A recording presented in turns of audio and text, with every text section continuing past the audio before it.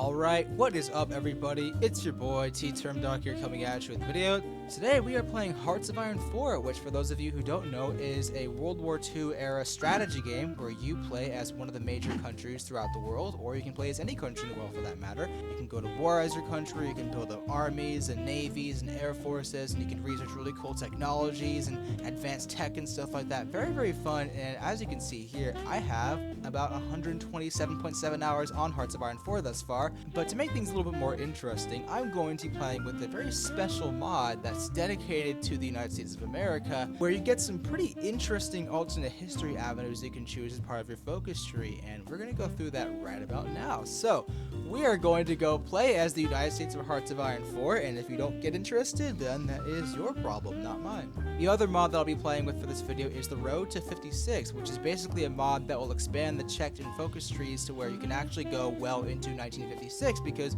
most of the technology in the original Hearts of Iron 4 game actually stop at around 1945 1946, so this one allows you to go up until 11 years after World War II. We're going to be starting a new game in January 1st, 1936, and we're going to play as the United States of America with our good old pal, Mr. FDR. Sorry to break it to you, buddy, but you're not going to be here for very long. For the sake of my sanity, I decided to have historical AI on because I don't want to have weird scenarios like Communist France, or Communist Great Britain, or Communist Germany, or Communist Italy, because a lot of countries in Western Europe especially have the option of going communist, and I want to keep it as historically accurate as I possibly can, barring a few interesting things that will be happening in the United States over here very, very shortly. We're going to be taking some historical detours, but we're going to ignore that for now, and we're going to go and click start. So naturally, any sane person who's never played Hearts of Iron 4 before can look at this screen with all of these menus and go, what the heck am I looking at? Which is completely normal. So, for the sake of simplicity, we're going to ignore pretty much all of these, and you're going to leave it up to me. And then you have my favorite part, which is the focus tree, where we're going to have very interesting stuff. So, the first option we have is a military coup, where we're going to overthrow President Roosevelt. Sorry about that, buddy, but yeah, you gotta go. And now we have the American military coup. Douglas MacArthur has taken up the mantle of acting president in Congress and to fill with military personnel indefinitely. All of those situations not pure good. Many prepared to take up arms. Cooler heads among civilian leaders have prevailed with the common consensus of let's wait and see. So now we have turned authoritarian with Douglas MacArthur as the American Caesar. So the next thing we can do is we can go with the Veterans Government, which will basically give us some political power to actually give us stuff to do, while we actually, try to regain some of the 10% stability that we have right now, which is not very good because it's negatively impacting pretty much every aspect of our economy. And as we can see here, Germany has remilitarized the Rhineland. Oh, I wonder where I've seen this before. So now that we have some political power, we're going to go and do the American thing, which is institute press censorship. And so now we're doing is we're researching the National Prosperity Program, which will give us more political power to curb stomp our political rivals, which is what any American does nowadays. For the most part, the entire first half of the game is pretty much just dedicated to military mobilization. However, I am going to go to war with Mexico very, very shortly. And looking over here, we have the Spanish Civil War, where the Spanish Republic is getting curb stomped by fascist Spain, led by Francisco Franco, and of course, in typical American fashion, we are going to do absolutely nothing about it. The election of 1936 got canceled? Oh no! Anyway, okay, so Mexico has nationalized their oil industry, which is good because now we have an excuse to declare war on them. Yeah, here we go. Yeah, see, it's not really much of a war when your army is just freely walking into their territory with absolutely no resistance. So, yeah, we are pretty handily destroying Mexico at this point in the war.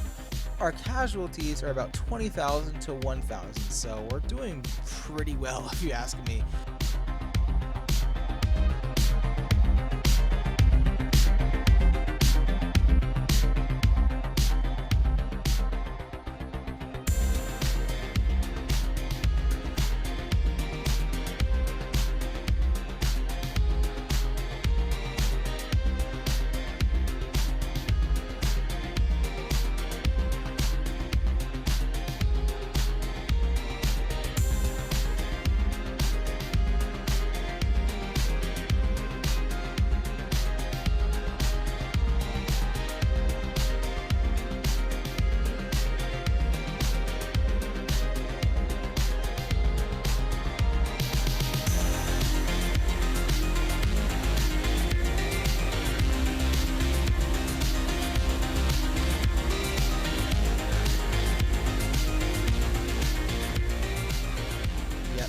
guys are now surrounded, so now we can just, yeah, see, oh, that was fast, okay.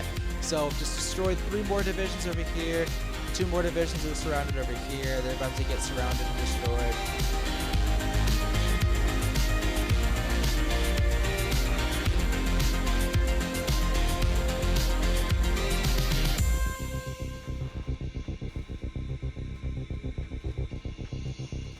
And Mexico has surrendered. Now I get my peace conference. We're probably going to go and puppet though, just because I don't feel like having to manage everything else. So we do that. Now they're a puppet. There we go. Now we have the United Mexican States, and it's the exact same government as before because I'm an authoritarian country now. So since you have more political power, we can actually now start appointing more political advisors. So we can do, oh, yeah, no thank you. Robert Taft. Oh yeah, absolutely. Joseph McCarthy.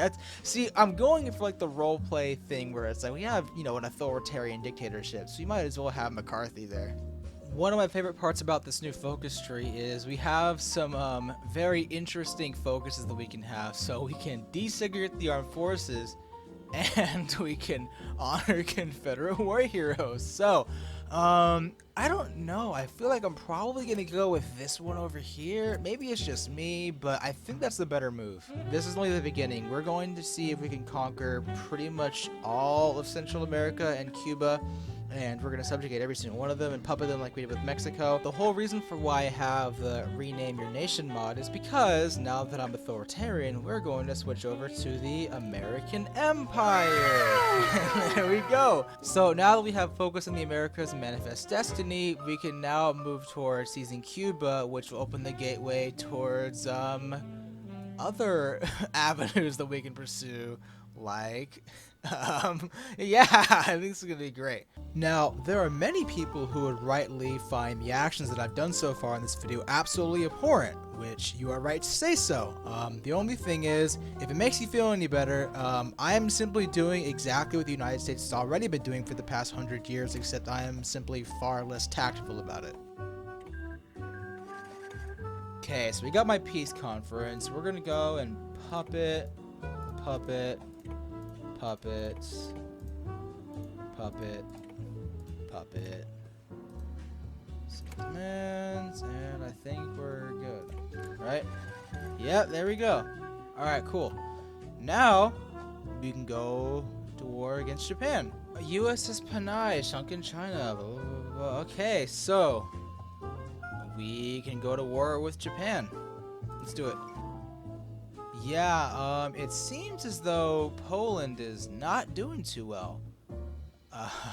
Yeah, we're just gonna forget that exists. So we have a pretty sizable naval invasion force right now that's getting ready to smack Japan so hard that when we're through with them, they'll be so heavily demasculated that they'll make anime schoolgirls look like Arnold Schwarzenegger. So we landed the first 2 divisions on the shores of Japan, and I would imagine that even though we have no resistance so far, Japan is obviously going to go over and send some divisions over. So it's really important that we go over and take a port before we do that. So yeah. So Japan just allowed us to walk right into Tokyo uncontested, probably because they did not expect to have an entire American invasion force going right on their shores.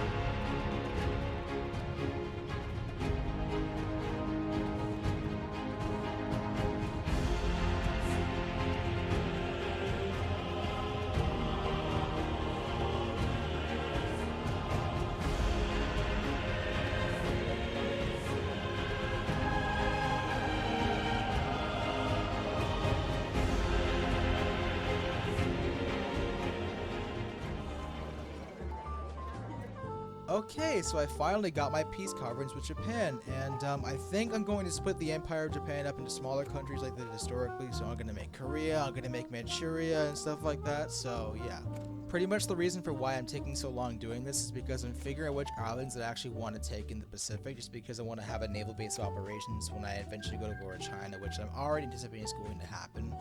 So looking over at Europe right now, it seems as though Germany is absolutely steamrolling through every single country in Western Europe, which is kind of what I anticipated, but I missed the part where that's my problem. Now, I'm a little bit hesitant to leave Asia just because I know that at some point China is probably going to try and conquer Manchuria, which means that I will in fact be going to war with China, but I don't think it's going to happen anytime soon, so I'm going to send most of my armies back over to America to get more training done, but I'll keep some of my divisions over here. And with that, I think this is a perfect spot to end the video. So if you guys like this video, if you want to see more Hearts of Iron 4 gameplay, if you want to see me go to war with Germany, please let me know in the comment section below and I'll be happy to upload it. So, thank you so much for watching YouTube. I will see you in the next video. Peace.